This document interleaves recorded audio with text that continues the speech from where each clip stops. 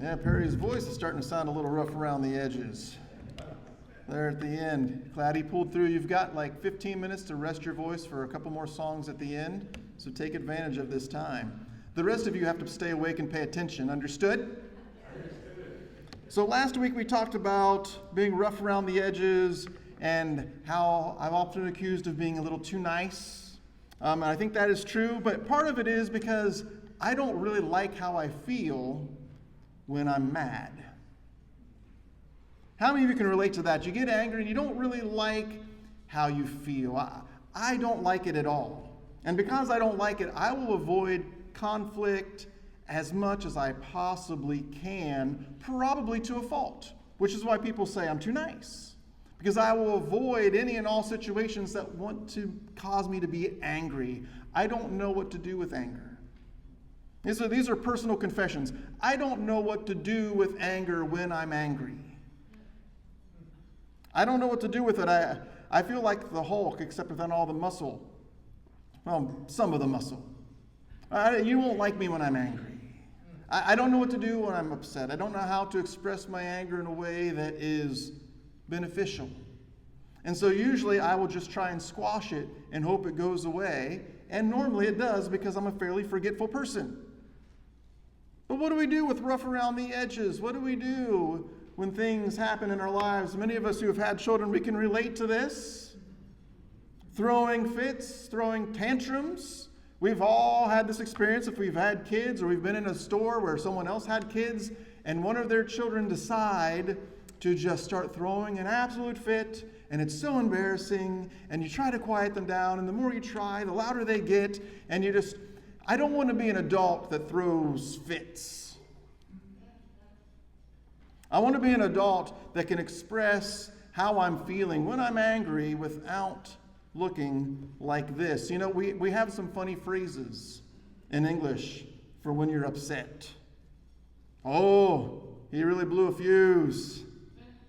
Woo. He came in, he was seeing red.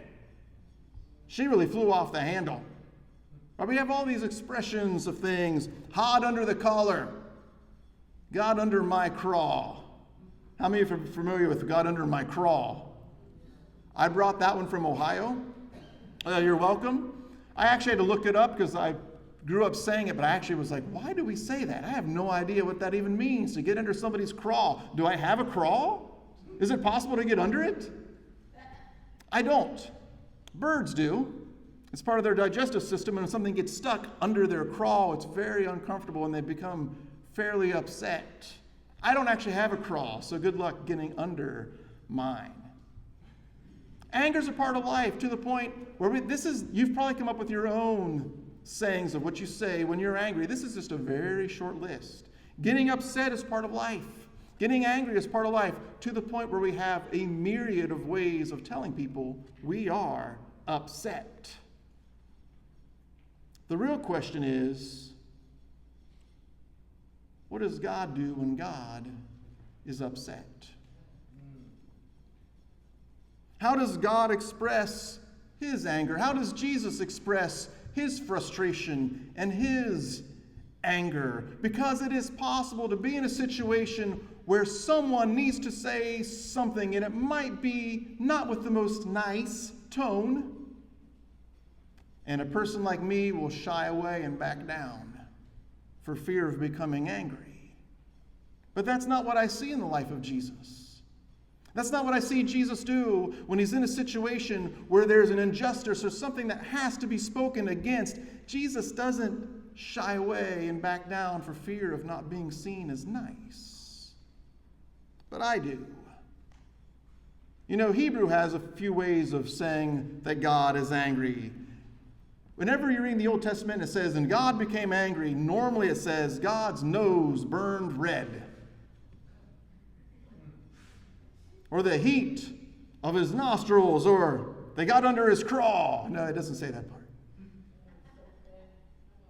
Actually, when it says that God is patient, it says God is long of nose.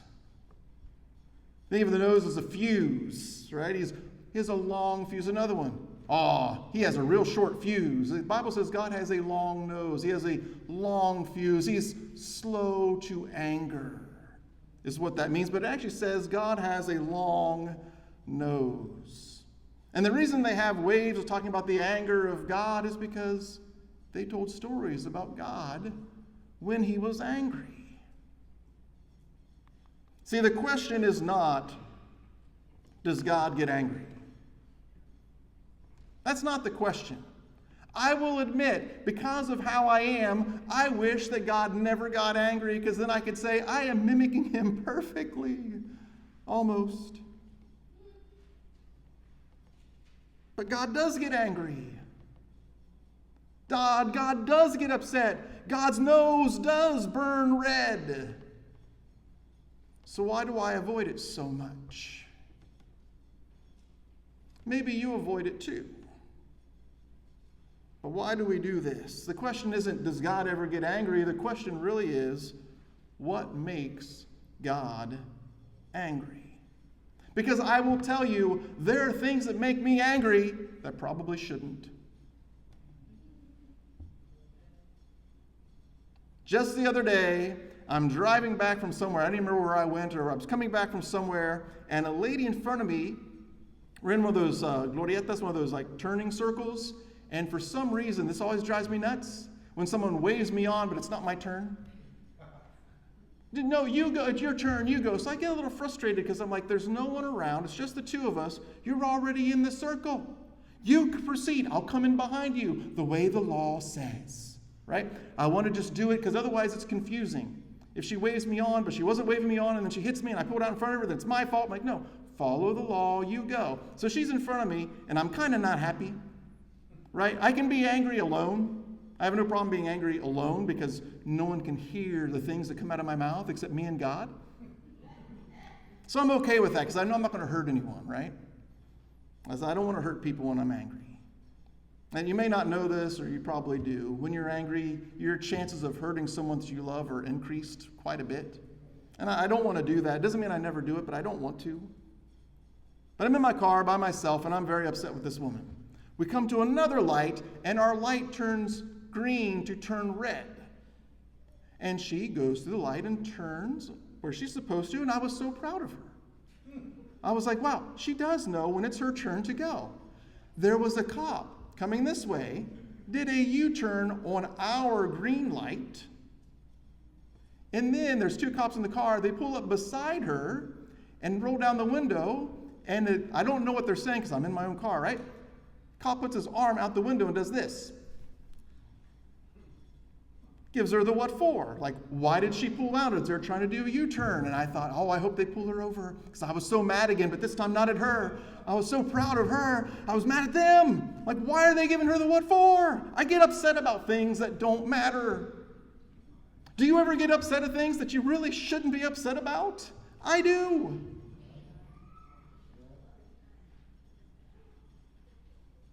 What does God get upset about? Because those are the things, if you're going to get upset, if you're going to, in your anger, say something, then it should be something that you should be upset about. More often than not, I get upset at things that don't matter, and when something is really important, I back away. And I don't express what needs to be expressed because I'm angry. But I need to get upset at the things that make God upset, not at the things that make Rob upset. I should not get upset if someone says, you can go. I know it's not your turn, but you can go. That shouldn't upset me, but it does. But do the things that upset God upset me? That's the question. What makes you angry?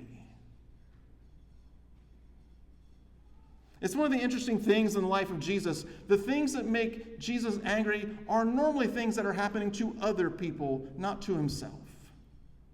Have you ever noticed that pattern in the life of Jesus? When people are attacking him, he seems like he's kind of okay with it. But when they start attacking someone else, or using someone else, or being unjust to someone else, Jesus gets upset. They get under his craw. What makes you angry? Or do you only get upset when something bad happens to you? Or do you get upset when something bad happens to someone else? When you see an injustice happen, does that make you upset or not really, because it doesn't bother you too much? What makes you angry compared to what makes God angry? And so I thought this would be a good place to start. I know you're thinking, well, we're probably going to look at the life of Jesus first, but some of you may have suspected that I'm probably going to start in the Old Testament, because that's where I always start. There's an ancient flood story. Many of you are familiar with this story. It's a story of a man who's righteous, and there's going to be floods that are going to overtake the earth, and there's a flood that comes, but he builds a boat, and he puts animals on the boat so that he and his family can be saved inside of the boat, and when the waters recede, he leaves the boat and makes a sacrifice. You're familiar with that story, right? That is the story from the Epic of Gilgamesh, Utnapishtim, from ancient Babylon. It's a story that started with the Sumerians, got overtaken by the Akkadians, and the Babylonians took it, and then Israel did something with this story. The one you thought I was talking about.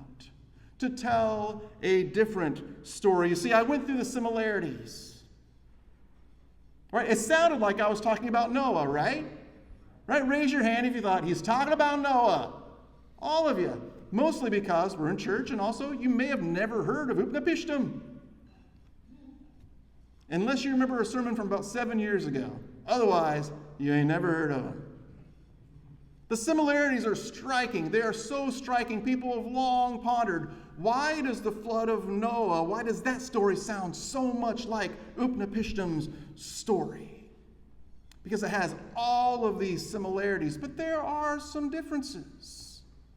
There are some very important differences. We'll go through a couple of them. It says, then Noah built an altar. This is after the flood, and he comes off the boat. He builds an altar to the Lord, and taking some of all the clean animals and clean birds, he sacrificed burnt offerings on it. The Lord smelled the pleasing aroma and said in his heart, never again will I curse the ground because of humans, even though every inclination of the human heart is evil from childhood, and never again will I destroy all living creatures as I have done. So in the story of Noah, he gets off of the ark, he has a sacrifice. The sacrifice is pleasing to God, and God says, I'll never do this again. Even though humanity is not cured, even though you're still going to do what you're not supposed to do, even though you're going to get upset at things you shouldn't get upset about, I'll never do this again. It says the sacrifice was pleasing to God. In the story of Utnapishtim, this is just an interesting difference. In the story of Utnapishtim, do you know what the gods did in that story when they smelled the sacrifice? They swarmed it like flies. That's what it says. Because they were so hungry. So in their story, they're upset at humans because humans are way too noisy. Like the neighbor that had a party last night until 1 o'clock in the morning, and you're, why, right? Trying to sleep. I want to be spiritual tomorrow. All this noise. The gods were upset that humans were so loud, partying all the time. We created them to make food for us, not bother us. So they make a decision to kill all mankind because they're too noisy. But one of the gods says, hey guys, this is actually to herself. She says, this is not a great idea. Who's going to make our food for us if we kill every single human? We need to save some and start over. So she selects Utnapishtim and his wife to build the boat and the animals and the whole bit. But remember what they were upset about. They were upset because humans were too noisy. Now, in your neighborhood, if this is your story, that gives you the right to be upset at every single neighbor that's too loud. Why are they mowing their lawn at 7 a.m.? Turn that racket off. I'm so angry. And I feel right in my anger. You see, the stories we tell ourselves give us permission to be angry about things or to act in ways that are contrary to the ways of God. But it's our story that informs us. It's our story that tells us, I'm allowed to act like this. Why? Because I have this story that says, well, God got upset at noise. I can get upset at noise. God wanted to kill him. I want to kill him. Or at least siphon all the gas out of their mower. That's what made their gods upset. That's why they had this story. Hard to imagine, right? From our perspective, hard to imagine even having a story based on the fact that people are noisy. But they were. That was their story. But in Israel's story, they change this story. They modify it. They make it more what God would be upset about. This is the account of Noah and his family. Totally different than Utnapishtim. Noah was righteous. Was a righteous man, blameless among the people of his time, and he walked faithfully with God. Now the earth was corrupt in God's sight and was full of violence. This isn't just a noise or a nuisance that God is upset with. He looks down and he sees how humanity is treating one another, and he says the earth has become corrupt and it's full of violence. God saw how corrupt the earth had become, for all the people on earth had corrupted their ways. In other words, God created humanity to help one another, to be there for one another. Like John was saying, to be there for one another, help each other in our times of need, to love each other, to support one another, to grow together, to grow old together. He made us as a community, but we had corrupted our ways. And instead of helping one another, we become violent with one another. And in that violence and that corruption, God is upset. And the question I ask myself is that what I get upset about? Do I look around and I see people mistreating one another and I think, that should not be? Does it weigh heavy on my heart? Does it make it into my prayers? Or do I just say, well, that's over there? What do I care about that? It's not affecting me. The thing that upset God was when he sees his people created in his image and after his likeness hurting one another, abusing one another, taking advantage of one another, killing one another.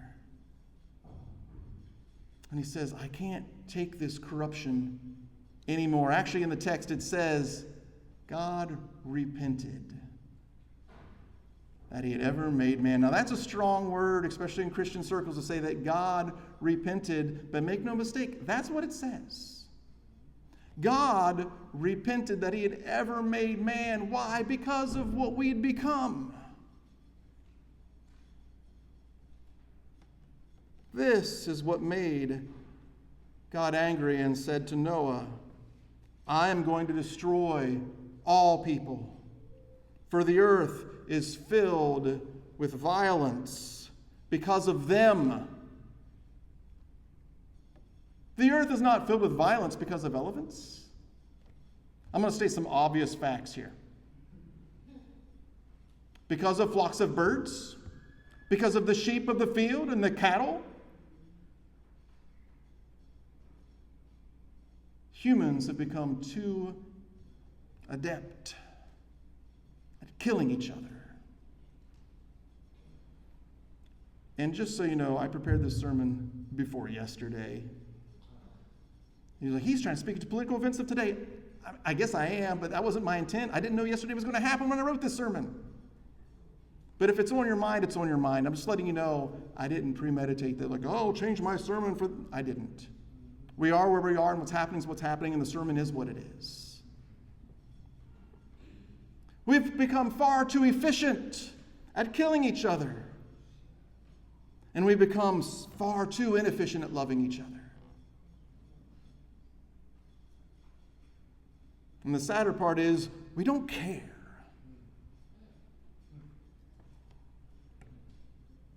This is the part that destroys me.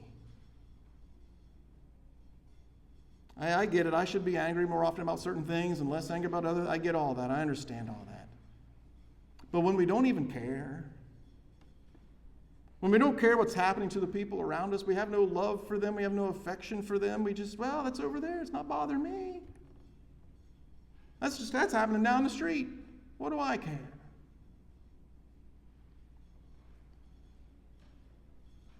We're to be a people known for our love for one another. And when there's an injustice, we should speak up. Not in a violent way, but in a loving way.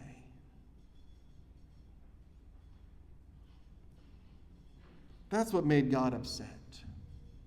Humans, sometimes we get upset at the pettiest of things. And you watch the news and you'll see people that do horrendous things and you find out what was the impetus for that horrendous thing they did, and it was something dumb.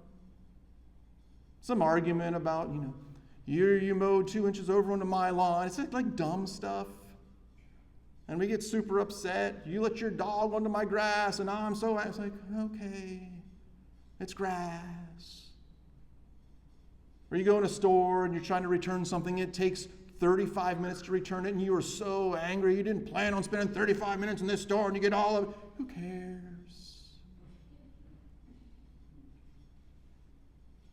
We're so good at getting mad about things that don't matter. But when something actually matters, we squelch it. And that's me. I squelch it. And I shouldn't, but I do. You see, I have to find a way to express my anger without deliberately hurting the people around me, and that's something I have not yet figured out how to do. To be able to be angry but not sin in my anger. I got to figure out how to do that. Maybe you're in the same boat with me. Another thing I planned on this sermon, I didn't plan on it being such a time of confession, but here we are.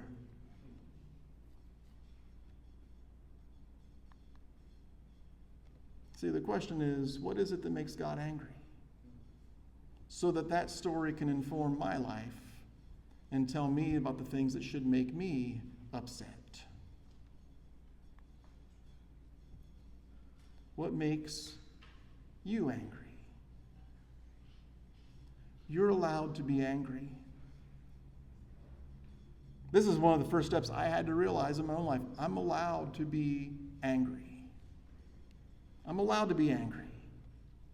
But I got to make sure I'm angry about the right things, and that when I am angry, I don't sin. What I can't do is say, just don't be angry, which is what I've tried to do most of my life. So from here on out, you're going to see much angrier Rob. Watch out. Watch out. Make sure you greet me when you come in. You don't care, Perry. What makes you angry? Do you get angry about the right things? Or do you only get angry if it personally affects you? And otherwise, you just don't care. Can you have a righteous anger? Not just anger. See, there's people on both sides, but there are people that in the world, I'm not one of them, in the world, they're always more on the angry side. And it doesn't take much of anything for them to show you their anger. And then you got people like me trying to play it nice all the time. And you have some people in the middle trying to find a way to get to the middle. But make sure while I'm there, the anger that I feel is about something that should cause me to be angry. And not just, I don't like that. So now I'm really angry. You can have a righteous anger. Amen? Amen. That's it for this morning. I don't even know how to make an invitation out of that. If you want to be angry, come forward. I don't know what to do. It's a personal challenge that we can work on together as a family.